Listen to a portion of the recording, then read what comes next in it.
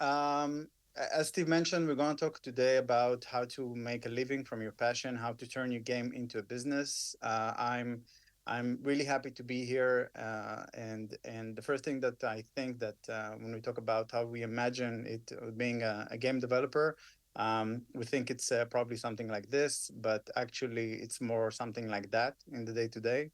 I want to start with a confession. I didn't attend business school. I'm actually a designer, and I'm teaching design, as Steve mentioned. I was very fortunate to be part of the mobile gaming boom in the past 13 years.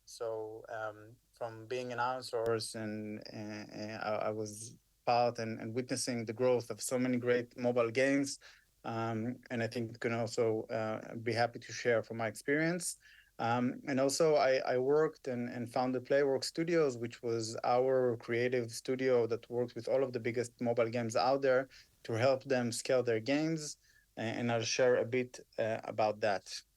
So, making a living from your passion, how it all starts. I took Unity's editor visual script in order to try to illustrate that.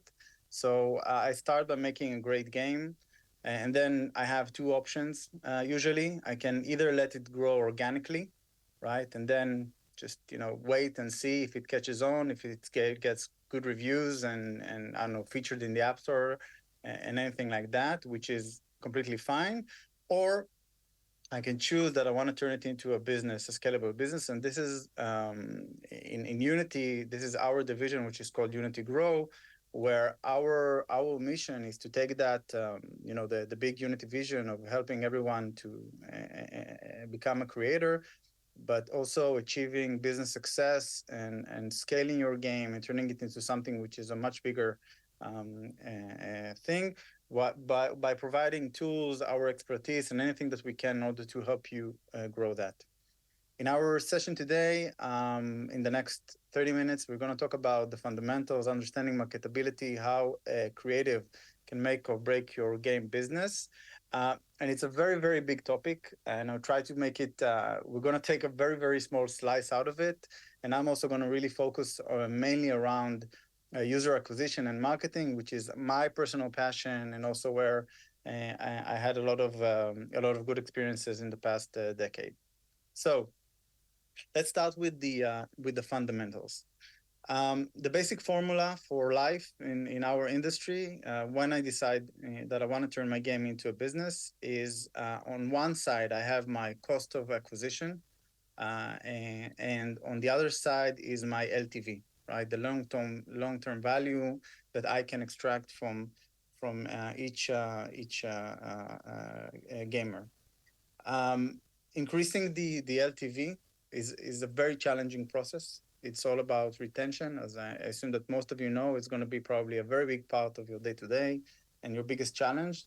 And it also requires a lot of a very diversified monetization strategy and a very well crafted game to make sure that people are coming back again and again, and over time increasing the LTV that you can generate. But there's another very important metric, which is, from our perspective, which is called IPM, which is the number of installs that one app can generate from 1,000 impressions. That number starts at zero, right? And when we look at our network average, so around 13 users will probably download your game, and that, if you surpass that average, also you can see that it starts affecting your cost of acquisition. And we have games like all-time record could reach over 140 IPM, up to the theoretical limit, right, of 1,000 out of 1,000, which is like God mode.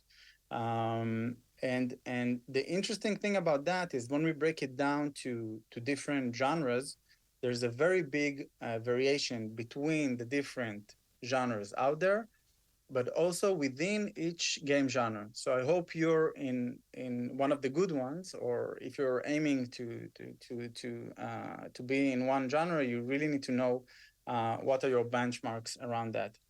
if we focus on even on, let's take one specific genre like racing, for example, you can see that within that, the lowest ones get a 4 installs per 1,000. The low median is 9, the high median is 28, all the way up to 82. Even within the 9 to 28, there's a 300% difference between the lowest performing game, lowest converting game to the highest converting game. So within even one category, there's a very big difference between different games, and we'll expand on what does it mean. On the high level, I think it's maybe straightforward, but to mention it that every game has a very clear addressable audience and market. Some games, some genres have very broad appeal, and some have a smaller appeal, and we need to understand that when we are building our games. You can actually hack that part a little bit, and I'll give you some tips in a second. Again, staying high level on another perspective, when we look at the total number of installs worldwide, roughly 80% of them are coming organically from word of mouth, from just people who are like finding your games, and 20% are coming from paid installs. But the interesting part about that is that those paid installs are actually 70% of the paying users. In the end, again, in a very rough, in specific categories, it might be different, but this is a very high level view. It's also very important to understand that your next great user will likely come from an ad. And we need to keep that in mind. Another very important thing to remember is that you might be looking for your next users, but also all of the other games around you are trying to get the same player, and it's a very, very, very strong competition for attention, and ultimately for buying power. How strong can you be in the market in acquiring the next user? And again, to try to go to the basics in high level, there is the combination between your customer acquisition cost, your IPM that you are able to generate, and the LTV that your game can generate in the end, translates to your acquisition power, which is measured by ECPM. So how much can you pay for the game who is showing your game in return to getting that user? And if we break it down to specific, again, to specific genres, so in hyper casual game that we've seen a lot in the past few years, their formula is roughly like this. They have a very low LTV that they can generate. Therefore, they have a very low, they can also pay a very low amount to acquire the next user, but their IPM is very, very high. So it offsets each other. The other way around, if you look at the match 3 game, they have very high retention, they generate very high LTV, so therefore they can pay more for an install, but their IPM is very low because the market is very saturated with those types of games, and it's very hard to create interest to generate a download. And again, we'll see it from another perspective. If we plot it on a graph, then again, every game on its own has a journey that starts from a position where it's very probably not marketable at all, and over time it gets to a point that it can actually scale because this formula is balanced between the LTV, the IPM, the cost of acquisition, all the way to the point where you're actually very, very strong in your buying power and your LTV is strong enough that you can actually start generating a lot of profit and grow your business, right? So maybe at this point, some of you can say, great, but I don't want to deal with this. I just want to build games. And this is why also we have our publishing arm, Supersonic, and you can, submit your game and they will tell you if it works for they will do all this work for you, right? Hopefully you will get accepted to their publishing, but if not, it's okay. And also most of you would probably want to make it on your own, right? Build your own company, build your own business. And I think that's also a great outcome that we are here to support. But the main takeaway from this point, besides of just making sure that we're all speaking the same language, is that it's very, very important that you understand your benchmarks in your category, in your market, so you can actually start being much smarter about building your game business. So the second thing that I wanted to talk about today is actually how do you test for product market fit before it's too late, which is something which is again is something that we've seen happening in the past few years, and I think it's a great thing evolution of our industry. Everything today is measurable in terms of understanding your marketability, your buying power, and how your game will actually scale once it's done and ready for scaling. And one of the things that one of the best practices in this area is to make sure that you are starting to work on your marketing strategy and starting to understand your market before the game is ready, before you get to that grand launch, which is something I would say in the past and not shouldn't be part of your plan today.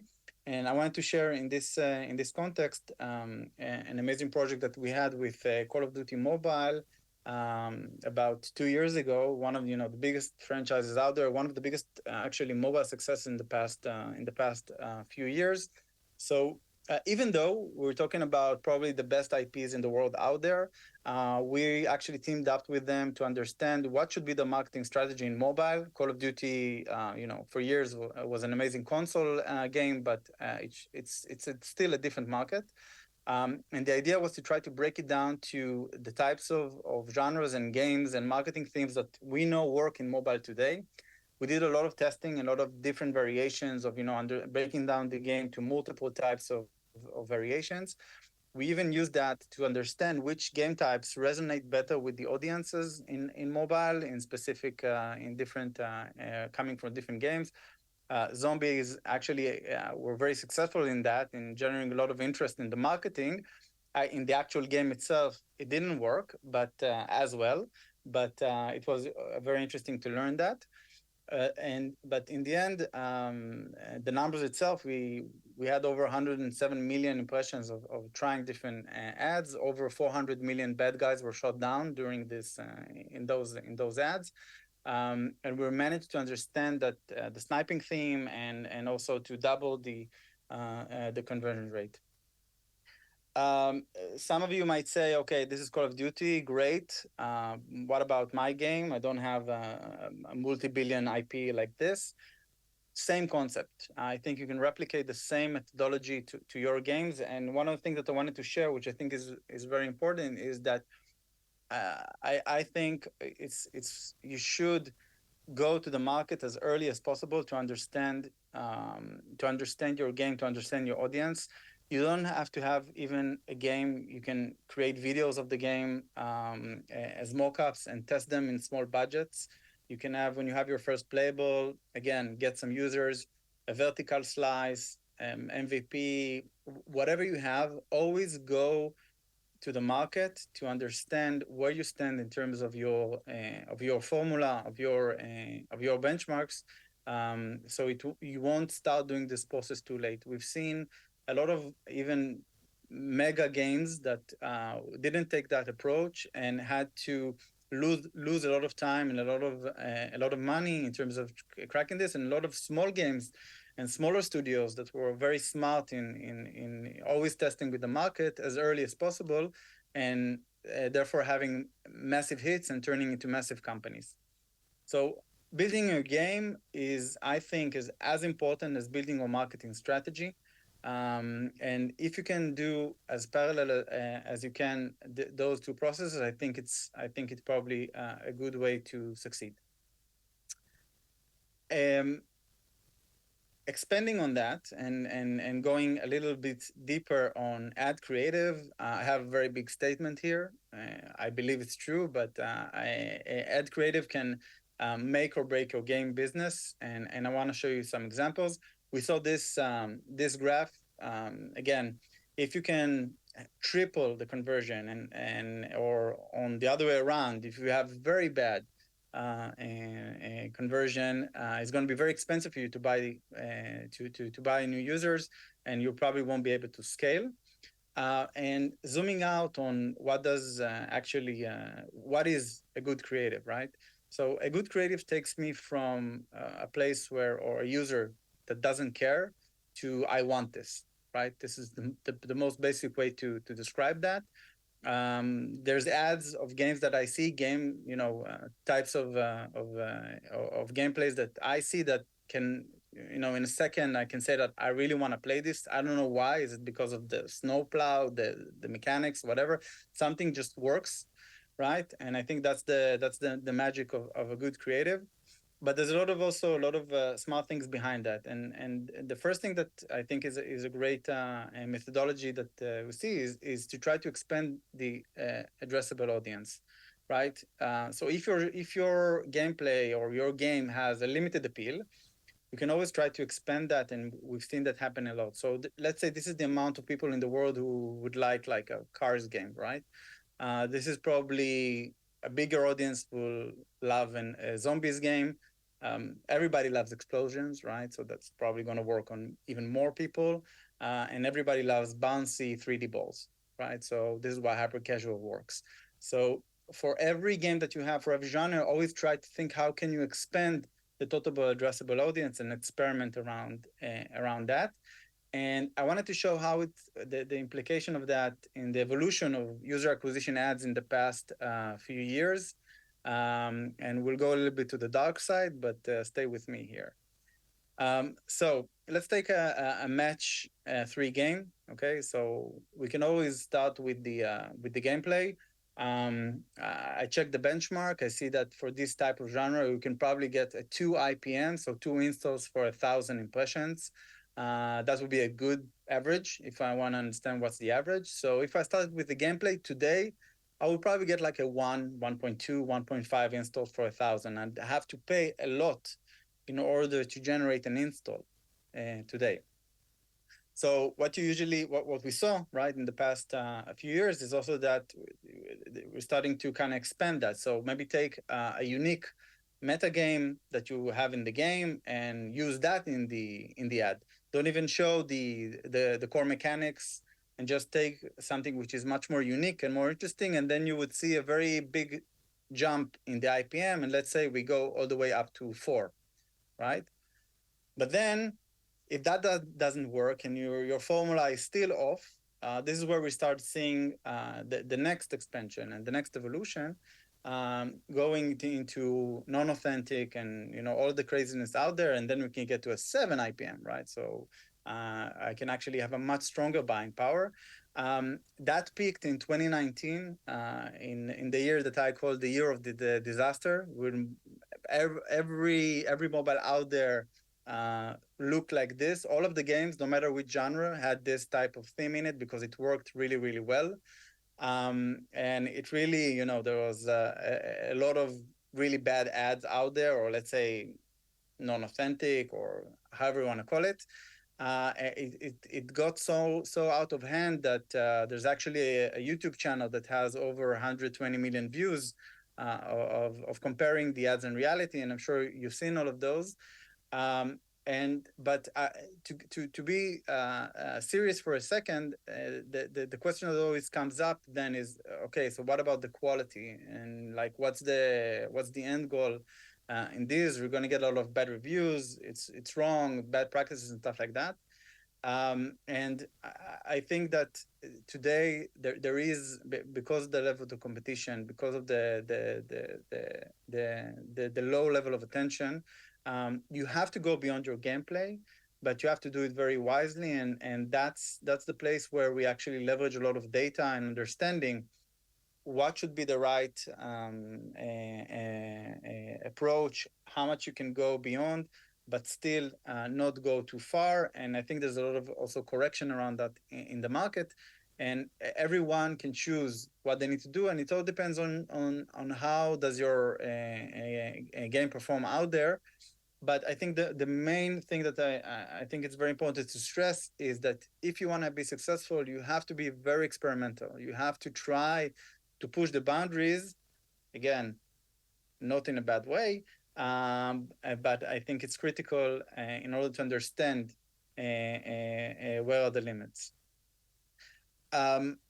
So another small takeaway from that that I did want to stress is that if you can't beat them, join them, right? So first of all, I think that there's every successful game studio out there are really good at understanding what everybody else are doing and understanding also what things works. There's a lot of platforms that show you all of the ads which are running out there, and you can understand or try to understand what works best and understand how to take the right marketing things for your games. We can also, of course, in Unity, you can also help in understanding that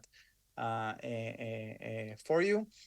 And taking another, craziness that was out there in terms of ad creative is, I'm sure you've seen all of the pull the pin types of ads out there. A marketing technique that really resonated with a lot of people, generated a lot of really high converting ads. But the interesting thing about that, and that also goes back to where should I push the limit to, this is an example from a mini game within Homescapes by Playrix that actually took the really top performing pull the pin marketing theme and integrated it into the game itself. So one of the funny things around or the questions that I get around, like, why should I show a mechanic that isn't in the game itself? So first of all, maybe it's a good way to learn what users want, and you can find a way to integrate that to the game, which is that's a great example. But also in the end, when users come and install your game, they don't really remember or care about why did they install the game or why did they come. Some of them, if they do, by the way, they can write in their reviews that I'm waiting for that level that I saw and in the ad, and this is where their solution, they're actually integrated it back to the game itself, which is a nice, interesting solution. But I think the main thing that I think you should take away from this is that there is that balance between the market and understanding what resonates with very big audiences, and then how can you take it to the actual game itself. Ignoring what's in the market, I think it's also going to be hard to succeed this way. So maybe at this point you think that ad creative is the key to success and the key for everything, and I think it is very important. But this is how the our market looked like 2 years ago or a year ago.